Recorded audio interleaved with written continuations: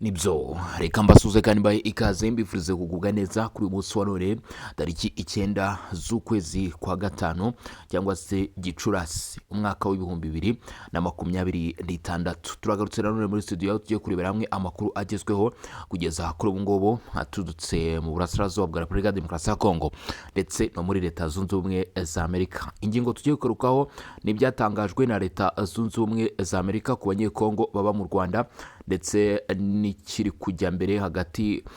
mu nkengero z'umujyi wa Goma ndetse na Bukavu, biri gutegurwa n'ubutegetsi bwa leta y'Kinshasa n'amagambo yatangajwe n'abarwanyi ba FC23 nyuma y'uko bagabweho ibitero. Gusa nanone hakaba hari urujijo bitewe n'uko uruhande rwa Kinshasa ndetse n'uruhande rwa FC23 nta numwe wigeze wemera ibitero byagabwe mu Shaki nyuma yo guhitana abagera kuri 20 mu baturage, ndetse amakuru turuka akavuga ko ari n'abagira imibare igaragaza ko abagera kuri 20 bakomerekejwe ku buryo bukomeye cyane n'ibyo bitero byagabwe aho ngaho muri Mushaki ari isoko, nk'uko aya makuru aturuka muri ibyo bice abitangaza. Ibyo byose ni bimwe mu byo tugiye kuba twagaruka cyangwa se nimwe mu byo aya makuru yacu agiye kuba yakwibandaho kugeza kuri uyu munota cyangwa se kugeza izi saha kuri iyi tariki ya 9 mu by'ukuri ukwezi kwa Gicurasi umwaka w'ibihumbi 2026. Mbanze nsabe abantu mudukurikiranye gukanda subscribe cyangwa se sabone, by'umwihariko kandi mbasabe ko mushana kuba mwanyarukira kuri urukiko info naho mugakandaho subscribe. Ikindi kandi nanone nimwibagirwe gukanda like hano ndetse na share. Ibitekerezo byanyu n'inyuganizi turakomeza kugira tubyakira muri comment, kujya muri group ya WhatsApp no guca kuri link twagushiriye atangirwa ibitekerezo, hanyuma ukayikandaho ikakugeza muri group yacu ya WhatsApp ya Songa Mbere. Ibyo byose kabisa akaba ari bimwe mu bigiye kuranga amakuru yacu nk'uko nari nangiye mbikubwira. Nta gutinda rero reka mbanze nanifuriza abantu badukurikiranye ibihe byiza aho muri mu bice bigiye bitandukanye cyangwa se mu mpande z'igihugu zitandukanye, mu majyepfo, amajyaruguru, asirazuba, uburengerazuba, hanze y'igihugu, mu Burundi, hanze nanone ya Afurika, ndetse no muri ibyo bice bigiye bitandukanye cyangwa se mu bihugu bigiye bitandukanye ku isi hose. Aho uri hose udukurikiranye ndagusuje kandi nguhaye ikaze. Reka twinjire mu makuru ku buryo burambuye. Mossad Balouzi uhagarariye Amerika ku mugabane wa Afurika cyangwa se uhagarariye inyungu za Perezida Donald Trump n'abanyamerika mu rusange ku ruhande rwa Afurika, irutse gushyira hanze amakuru n'amakuru yagarukaga ku bijyanye n'ibitero bikomeje kuba mu duce tugiye dutandukanye, by'umwihariko n'amakuru akomeje kugenda arangwa cyangwa se agaragara mu bice birimo mu by'ukuri ibiri kubiramo imirwano. By'umwihariko rero uyu mugabo yanatangaje yuko bifuza ko imirwano ihagarara vuba bidatinze, ariko agaragaza ko Leta Zunze Ubumwe za Amerika zigifite impungenge ku bijyanye ibikorwa by'ubutabazi nanone biri kugenda bigura intege mu burasirazuba bwa Repubulika Demokarasi ya Kongo. Kuri ubu ngubu amakuru aturuka rero ku ruhande rwa Leta Zunze Ubumwe za Amerika ku byo bongeye gutangaza byanatunguranye cyane, no kuba Perezida wa Leta Zunze Ubumwe za Amerika Donald Trump yavuze yuko aburira abatuye ku ruhande rw'u Rwanda hafi y'inkengero za Repubulika Demokarasi ya Kongo kwitondera ibyo bice, ndetse asaba byibuze abo bishoboka kuba batakabaye bahegera. Ibi rero bikaba byatunguranye cyane dore ko kuri ubu ngubu Perezida Donald Trump uyu uyoboye Leta Zunze Ubumwe za Amerika ari inshuti magara cyane ya Perezida Felix Tshisekedi, ndetse bamaze iminsi bakorana mu bijyanye n'inyungu z'amabuye y'agaciro ndetse no gutunganya aya mabuye y'agaciro ya Repubulika Iharanira Demokarasi ya Kongo, nk'uko aya makuru arushaho kugenda tugeraho. Perezida Donald Trump ndetse na Amerika muri rusange baburiye abanyamerika batuye mu turere turimo Musanze, turimo Rubavu ndetse na Rusizi n'utundi duce tugiye dutandukanye twegereye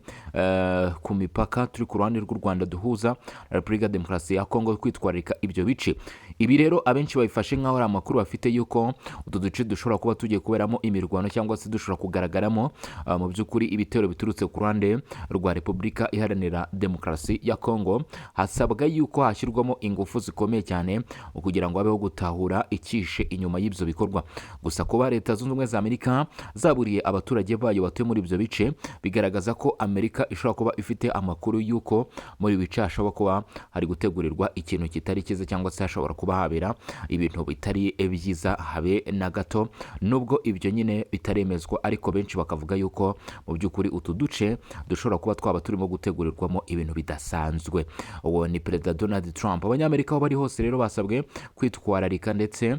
mu by'ukuri utwo duce nk'uko aya makuru arimo abitugezaho. Gusa ibi Amerika ibivuze nyuma y'iminsi mike ifatiye u Rwanda ibihano, ndetse igisirikare cy'u Rwanda gifatiye ibihano nyine n'abasirikare bakuru bane aho babashinjaga kugira uruhare mu bibazo byo mu burasirazuba bwa Repubulika ya Demokarasi ya Kongo. Si ibyo gusa, Leta Zunze Ubumwe za Amerika ariko barimo baragaruka ku bijyanye n'impungenge ku bitero bimaze iminsi byumvikana mu nkengero z'umujyi wa Uvira ndetse n'umujyi wa Goma, dore ko kuri ngubu mu bice birimo Muja, ibice birimo Mushaki ho muri Kivu y'Amajyaruguru bikomeje kumvikanamo imirwano. Ni mu gihe kandi Kivu y'Amajyepfo aho bita Sange ndetse n'utundi duce tugiye dutandukanye twegereye umujyi wa Uvira twarushaho kugenda tugaragaramo ibikorwa nk'ibyo mu by'ukuri by'ubushotoranyi. Biravuga ko uruhande rwa leta ya Repubulika ya Demokarasi ya Kongo ngo rwaba ari rwo rwihishe inyuma y'ibitero biherutse kugabwa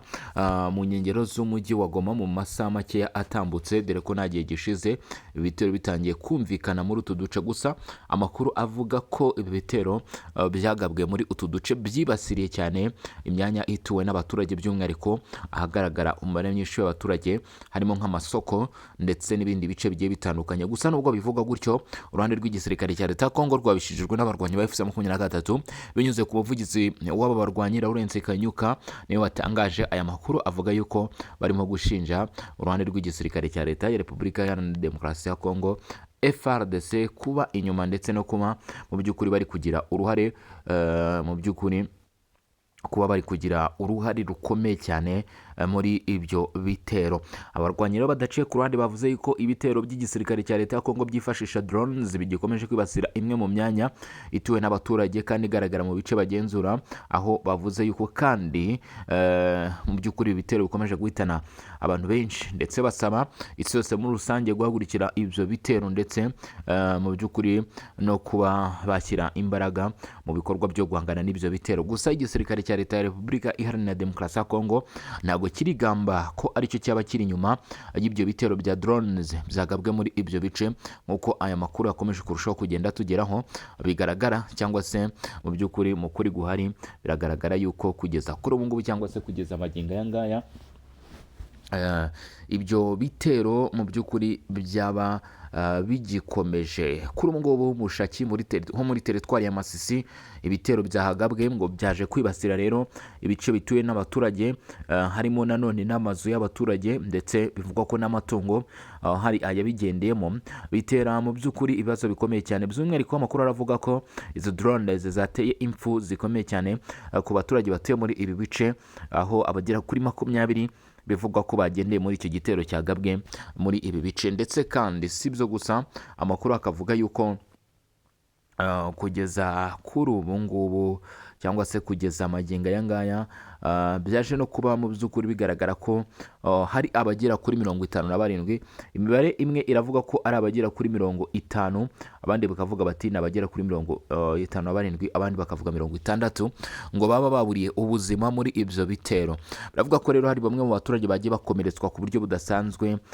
plutôt abagera kuri 60-50 n'abagiye bakomeretswa n'ibyo bitero. Biravuga ko hari abakomerekejwe ku buryo budasanzwe n'ibyo bitero, aho mu by'ukuri hari abakomeretse ku bice by'amaboko, hari abakomeretse ku bice byo mu maso cyangwa se ku ruhande rw'isura, abandi bagagenda bakomereka mu bice bigiye bitandukanye nk'uko by'umubiri nyine, nk'uko aya makuru agenda arushaho kugenda abidutangariza cyangwa se atugeraho. Turihanganisha rero mu by'ukuri imiryango y'abantu 20, inshuti n'abavandimwe, aba bantu 20 birimo kuvugwa ko cyangwa se byakomeje kugenda bigarukaho ko ari bo mu by'ukuri baje kuburira ubuzima ahangaha, cyangwa se baje gutakariza ubuzima muri iki gitero gikomeye cyane cyaje kuba kigabwa cyangwa se giterwaho icyo nakwita mu by'ukuri ibisasu, mu by'ukuri n'izo drone. Abantu 20 ni abantu benshi cyane, abantu 20 ni abantu benshi cyane, ntabwo ari abantu bakeya cyangwa se ntabwo ari umubare ushobora kuba wakirenza. Aba bantu 20 rero mu by'ukuri nuko byaje kubagendekera. Abandi 57 biravuga ko ari n'abandi bafite muri bo, muri abo 57 biravuga ko ari n'abandi barimo bashaka kuba bafite ibikomere bishobora kubageza ku rupfu cyangwa se kubura ubuzima, bitewe n'uko nyine mu by'ukuri ibyo bikomere batewe n'ibyo bisasu mu by'ukuri ngo bimeze. Hari abo bikekwa ko bishobora kuba byabageza ku rupfu nk'uko aya makuru arushaho kugenda atugaragariza cyangwa se arushaho kugenda abidutangariza. Ubwo ngubwo rero aya makuru yakomeje kugenda amenyekana. Mu by'ukuri byateye abantu benshi kwibaza ni impamvu nyamukuru mu by'ukuri Leta Zunze Ubumwe za Amerika zaba zihanangirije abanyamerika bari mu Rwanda, ndetse n'icyo baba bazi kuri iyo ngingo cyangwa se cyaba kiri gutegurwa cyatuma Leta Zunze Ubumwe za Amerika bahaguruka bagatangaza amagambo nk'aya ngaya cyangwa se bakavuga ikintu nk'iki ngiki, kikaba mu by'ukuri ari ikintu cyateye kwibaza cyane cyangwa se cyatumye benshi bibaza bavuga bati ibi byaba birimo guterwa n'iki se, cyangwa byaba birimo guturuka kuki kugira ngo Leta Zunze Ubumwe za Amerika bafate umwanzuro wo kuvuga gutya. Ni mu gihe amagambo aherutse gutangazwa na Perezida Felix Tshisekedi Tshilombo mu by'ukuri nubwo yagaragaje ko muri ayo magambo nta gahunda ihari yo gutera u Rwanda, mu kiganiro cye yagize akagirana n'itangazamakuru nyine ahagana ku itariki 6 z'uku kwezi kwa gatanu, ntabwo mu by'ukuri yigeze agaragaza rwose ko hari gahunda yo kugaba ibitero mu by'ukuri ku Rwanda, ariko yaciye amarenga ko mu by'ukuri hashobora kuba hari gahunda yo gukoresha igisubizo cy'intambara mu kuzana amahoro n'umutekano mu by'ukuri mu burasirazuba bwa Repubulika Iharanira Demokarasi ya Kongo ho muri Kivu y'Epfo ndetse na Kivu y'Amajyaruguru. By'umwihariko agaragaza ko ari ibintu biri emergency cyangwa se bikenewe cyane, kubera yuko yerekanye ishusho igaragaza ko igihugu kugeza uyu munsi ibibazo byose gikomeje kugenda kinyuramo, ibibazo byose igihugu gikomeje kugenda gicamo, nta yindi mpamvu ibiri inyuma cyangwa se nta kindi kirimo kubitera usibye kuba mu by'ukuri uburasirazuba bw'igihugu cye nta mahoro arimo. Felix Tshisekedi yavuze ko ibi bizagira ingaruka zikomeye cyane ku gihugu, harimo nko kuba mu gihe bikomeje cyangwa se mu gihe bigikomeje amatora azaba asubitswe, amatora atazigera abaho hano mu by'ukuri mu burasirazuba bwa Repubulika ya Demokarasi ya Kongo mu gihe inama n'umutekano bizaba bihari, kuko avuga ati ibyo byaba ari ukwambura agaciro abaturage amamiliyoni n'amamiliyoni bahari bakomeje guhura n'ingorane kuko badashobora kuba babasha gutora. Bityo Felix Tshisekedi yongeye kugaragaza ishusho y'uko amatora biteganyijwe ko azaba mu 2028 azaba ariko ari uko mu burasirazuba bw'igihugu intambara yamaze kuba yahagarara. Nyamara benshi bagaca amarenga bavuga yuko mu bigaragara mu kuri guhari iyi ntambara igaragara nk'aho mu by'ukuri idateze kuba yahagarara vuba, rwose, ndetse bigaragara ko hari nk'igisubizo cy'intambara mu by'ukuri kigikomeje gutegurwa n'impande zombi. Abe uruhande rw'inyeshyamba ngo biragaragara yuko barimo gutegura kwinjira mu mirwano yeruye cyangwa se mu ntambara yeruye. Si uruhande rw'inyeshyamba gusa n'uruhande rw'Kinshasa nabo bakunze kugaragaza cyangwa se kwerekana ishusho yo kuba mu by'ukuri bakwinjira mu mirwano. Ibyo rero bigaragaza mu by'ukuri ko kugeza ubu ngubu hakiri ikibazo n'imbogamizi. Leta Zunze Ubumwe za Amerika mu by'ukuri zakomeje kugenda zigaragaza nk'igihugu gishaka ubuhuza hagati y'ibihugu byombi, ariko uruhande rw'u Rwanda rwagiye rushinja leta ya Amerika kubogama, aho nko ku bintu birutse gushyirwaho ku ruhande rw'inzego z'u Rwanda z'umutekano, leta y'u Rwanda barimo umuvugizi wa guverinoma Madamu Yolande Macron, ndetse hakaza n'abandi bayobozi bagiye batandukanye bavuze yuko ibyo bihano bya Leta Zunze Ubumwe za Amerika mu by'ukuri bitakurikije ukuri, ndetse bitari bigamije gukemura ibibazo, ahubwo ari ibihano byari bibogamye ndetse byari bigamije gushimisha uruhande rumwe ari rwo rwa Kinshasa, dore ko mu by'ukuri kugeza kuri ubu bivuga ko leta y'i Kinshasa yaba iri muri gahunda ikomeye cyane yo gushaka umusaruro ku bijyanye n'amabuye y'agaciro, mu by'ukuri ifatanyije rwose ngo na Repubulika ya Demokarasi ya Kongo nyine na Leta Zunze Ubumwe za Amerika. Abenshi bakavuga bati hari impamvu ikomeye cyane yatuma Leta Zunze Ubumwe za Amerika bafata ibihano. Gusa nubwo bimeze gutyo, nubwo urundi rumwe ruvuga gutyo, leta ya Kinshasa ivuga ko hari impamvu nyinshi cyangwa se ibimenyetso byinshi bya bigaragaza ko ibyo leta zunze ubumwe za Amerika bakoze ari byo, aho bavuga yuko bazi neza cyangwa se bafite amakuru y'uko u Rwanda rwagiye rwohereza kenshi ingabo, ibikoresho muri iki gihugu byo gushyigikira ndetse no guha ubufasha abarwanya umutwe witwaje intwaro wa M23 mu bice bimwe na bimwe bikomeje kugenda biberamo imirwano byo muri Kivu y'Amajyaruguru. Ibyo ngo byagiye byoherezwa rero kuva iyi ntambara yakongera kubura mu ntangiriro z'umwaka wa 2022, mu by'ukuri bakavuga ko aribwo ibyo byagaragaye mu ntangiriro z'umwaka wa 2022 ndetse no mu mpera z'umwaka wa 2021 aribwo byatangiye ndetse biza gukaza umurego uko imyaka yagiye yihirika. Gusa ikiriho uruhande rw'u Rwanda narwo ruvuga ko ibyo atari ukuri. Ku byatangajwe rero na Leta Zunze Ubumwe za Amerika bujyanye n'abaturage bayo bari muri iki gihugu cy'u Rwanda kiri kuvugwa haraguru muri ibyo bibazo, nta cy'u Rwanda ruratangaza cyangwa se rurasubiza ku ruhande rwa Leta Zunze Ubumwe za Amerika, ndetse mu by'ukuri ni ibyafashwe nk'itangazo, ariko ni ibyavuzwe na bamwe mu bayobozi ba Leta Zunze Ubumwe za Amerika, aho bavuga ko bari kugaragaza impungenge no gushidikanya. Gusa ni amagambo yatumye benshi batangira kwibaza ndetse no gutekereza icyama kiri inyuma cyangwa se cyihishe inyuma y'ibiri kuba cyangwa se birimo kugenda bitegurwa kugira ngo habashe kuba hamenyekana mu by'ukuri ikiri kujya mbere cyangwa se ikirimo gutegurwa. Hashobora kuba hari gutegurwa intambara mu by'ukuri ishobora kugabwa muri utu duce, abandi bakavuga bati biranashoboka nanone ko yaba ari kubw'impamvu z'imirwano Leta Zunze Ubumwe za Amerika babona irimo iraba muri Kivu y'Amajyepfo ndetse no muri Kivu y'Amajyaruguru no muri nanone ku bice bisatira u Rwanda, dore ko Masisi, Nyiragongo ari naho no muri bice bya Karehe ariho hakomeje kugenda hagaragara ibitero bikomeye cyane ndetse n'imirwano idasanzwe, ari nayo ikomeje kugenda igira ingaruka zikomeye cyane ku baturage nk'uko mukomeje kugenda mubyumva. Ni imirwano ikomeye cyane idasanzwe iri kumvikanamo by'umwihariko ibitero bikomeye cyane bya za drones, ariko hano mu by'ukuri ikintu cyaje kugaragaramo cyangwa se mu kuri